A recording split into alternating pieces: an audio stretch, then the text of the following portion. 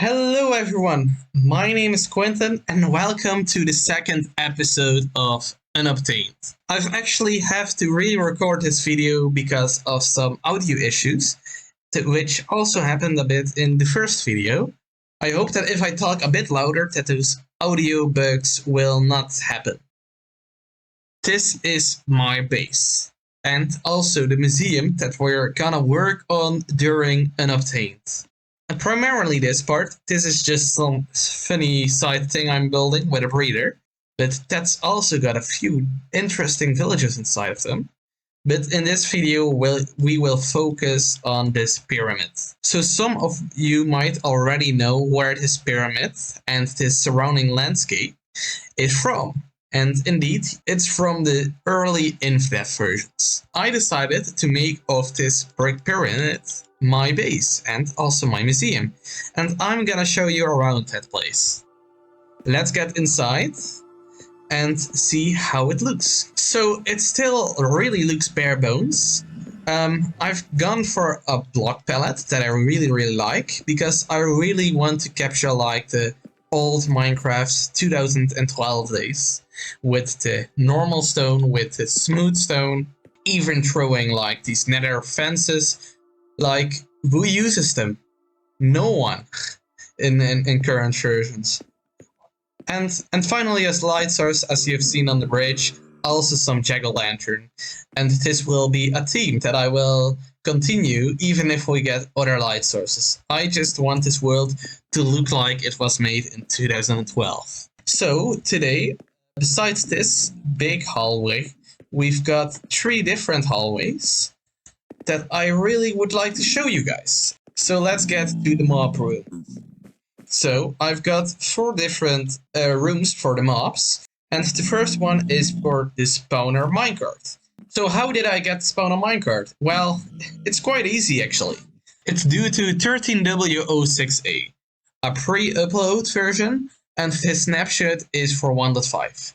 In this snapshot, it was possible to actually get minecart spawners through the way of placing a normal minecart or a normal minecart with a chest. And we also got an empty spot here. This is for a different minecart. This is for a minecart with chest that has no name. Yes, that is possible because in 12W41A, a 1.4.2 snapshot, it was possible using the newly added anvils to rename items to have no name. And that also results for minecart with chests in later versions that if you place them, they would have no name. The reason why I haven't placed it down yet is because it would revert to minecart with chest in later versions. So we have to wait a bit before we can place the minecart down. At the opposite side, we don't have normal mobs. We have actually the player entity. To this date, I only have done one. And that is Minecraft Discontinued Feature Health Boost, as you can see. This I got in 13W24A, a 1.6 snapshot, and what I got was the health boost effect.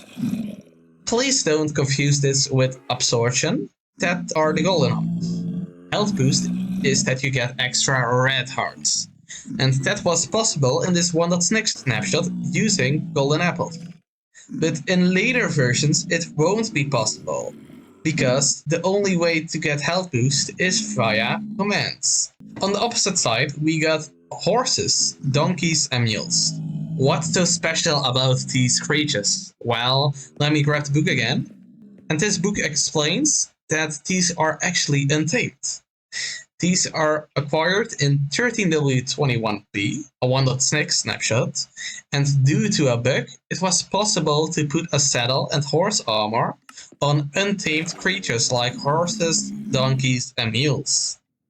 So if I would hop on, which I'm not gonna do, you would see that, yeah, you cannot open their inventory, they are untamed. So this is the reason why I really love mobs. It's because of the weird things you can get. So these mobs were acquired in Minecraft 2.0. Minecraft 2.0 was an April Fool snapshot that released around 2012 or 2013, and it added a whole lot of different features suggested by YouTubers. And one of those YouTubers suggested that if a lightning storm would occur, then really strong mobs would spawn with different armor pieces like chainmail, iron and diamond, really strong weapons, and also different wool pieces on their head. I also got a zombie pigman holding a sign. All zombie pigmen have signs, but what's so special about this one is that it didn't spawn with the storm. It actually spawned inside of the nether itself. And there are still a few zombie pigmen in my nether which have signs, because they spawned with them in 2.0. So, as you can see, all these mobs are not really aggro at me, which is nice. That's except for the skeleton and the pigmen. As you can see, these are really strong, and they will, like, push me around. They will only get aggro at me, I believe, if I get them out of the minecart. Let's go further. So welcome to the item hallway. This is a really long hallway with a bunch of unobtainables. So I decided to go quickly over them and not go in depth on how I got them. So to start with, I have removed and wrong NBT enchanted book. This is an enchanted book without enchantments, which should be impossible. And this is a Fire Aspect 1 book, which has anvil properties, anvil NBT, which is stored. This shouldn't be possible because this is a Fire Aspect 1 book without a level 2 or without another enchant. Then we have negative durability golden hose, and it's basically that. In depth, golden hose had like a bigger durability. And if you would get a damage value of 63 out of 64 durability, that would transfer to minus 31 in newer versions, where golden hose got a different durability value. Then we got Minecraft 2.0 battle signs. These were the ones that the zombie pigmen were holding. I got a bunch of smite ones, I got Bane of Arthropods, and I believe I've also got Sharpened stored somewhere else. These are really strong and really hard to get. We've got negative durability swords.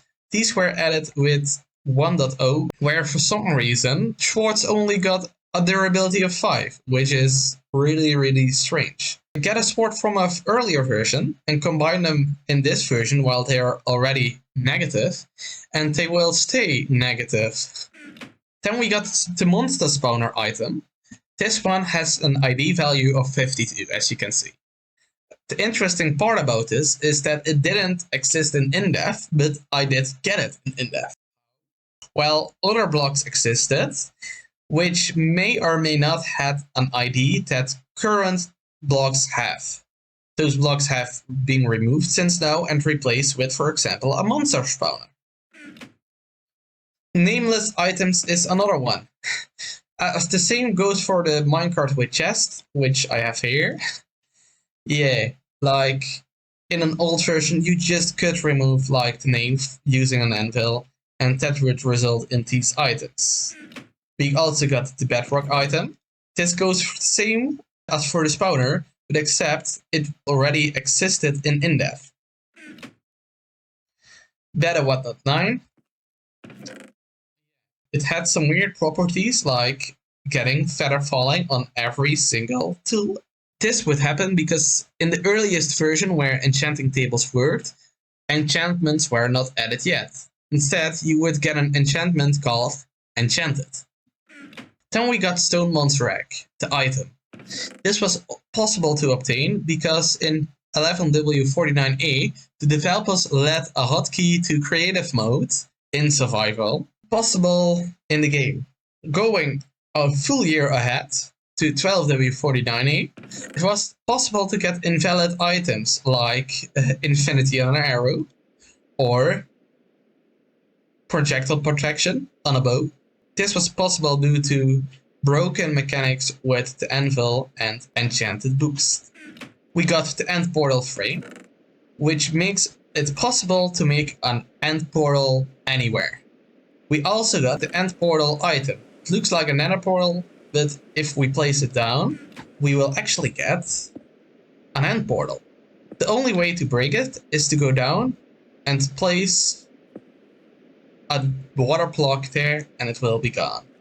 Let's place it back, and let's place this back. The unfortunate part about this one is that it will be removed somewhere in 1.8, so we don't have a lot of time to play around with it. We also go back to 11W94A for the spawn eggs. Yes, it is possible to get a bunch of different spawn eggs using the mentioned hotkey. We got creepers, we got slimes, zombies, and this makes it really easy to make farms. Although, for the fun for this series, I will not use most of these eggs, except if they are needed or make it easier to get another unobtainable. We got petrified oak slab, which is basically a oak slab which don't work with axes. As you can see, it won't drop, but it will drop if I mine it by pickaxe. We got beta 1.9's Silk Touch plus Fortune tools. These are so cool because they actually have Silk Touch 1 and Fortune 3 on the same tool, which isn't possible to get in newer versions. No, because these are mutual exclusive. Then we got the Dragon Egg item, which isn't necessarily unobtainable, but it's unobtainable to get multiple of these. We got 0 durability items. Except of items breaking at durability 0, they actually broke at durability -1. That meant it was possible to get 0 durability items up to somewhere like 1.9 or 1.13, somewhere in between there. And finally we got 2 linear repair costs. Some weird anvil quirk which makes the repair cost actually linear. These were the items. Let's go to the blocks. And finally the blocks. There are a whole lot of these. First of all, we got the floating button. This was obtained by placing a stone button on a flower, and it got confused and it floats. Then we got 2 cactus touching each other, which was possible when cactus first were added. We got some invisible doors, which actually are interactable. You can see this is a wooden door. You can recognize it by the fact that you can open it and by the sound. We got iron doors, and these cannot be opened. We got a floating lever, which was placed at a chest but got confused. And we got some beds where you can actually sleep in if it's night. This only is for the top half because the bottom half doesn't like it. We got also a bunch of redstone unobtainables. Most of these are in this book. These are gotten in beta 1.9 pre-release 5. Beta 1.9 was a version which finally turned into 1.0, and in this version, chests were still fully solid. That meant they took up the whole block, and you could actually place redstone, rails, repeaters and stuff on them. Even pressure plates, buttons and vines. If we come to this side, we can better see this one. This is a different one. This is the infinite locked repeater. So if we grab the book, this happened in 12W41B, a 1.4.2 snapshot. And this was the last versions where locked repeaters didn't exist. So if you placed a circle of repeaters and each having a redstone torch behind it, you would end up with this when you update.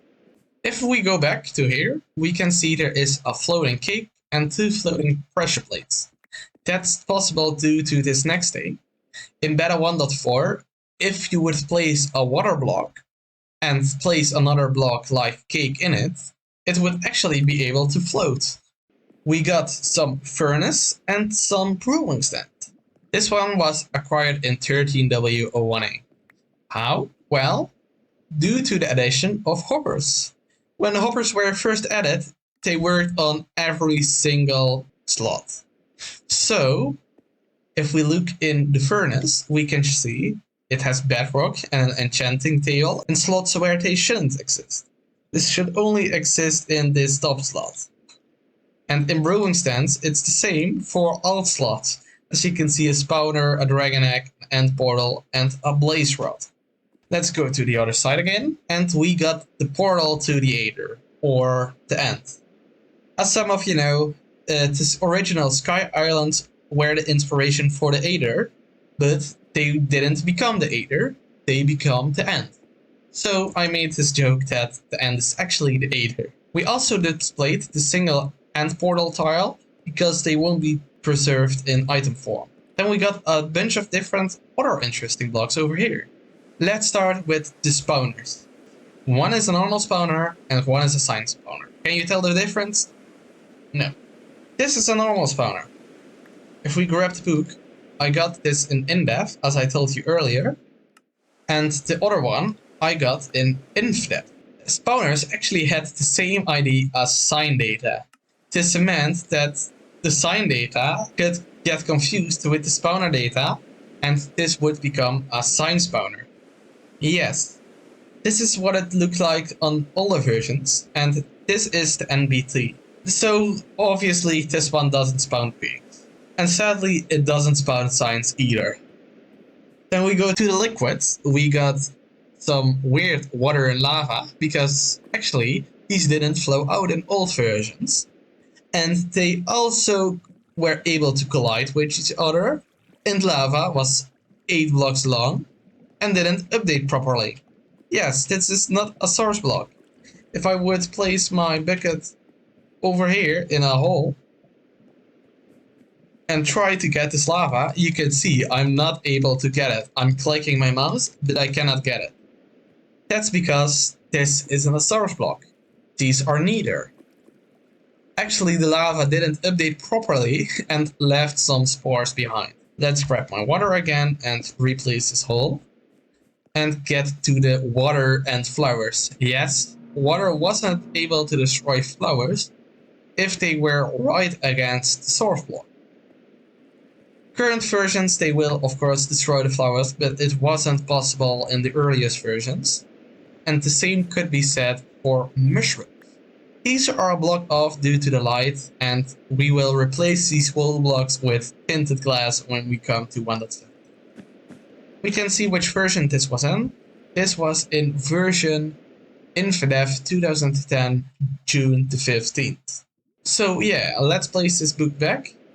And this was basically a tour of my base in hopefully less than 25 minutes, depends on how the editing goes. Next video, we are gonna go to my block museum and we will get a look at my villager breeder, which stores a lot of other different illegal mobs in the form of villagers that are also interesting to be looked at. I hope to see you soon. Till next time.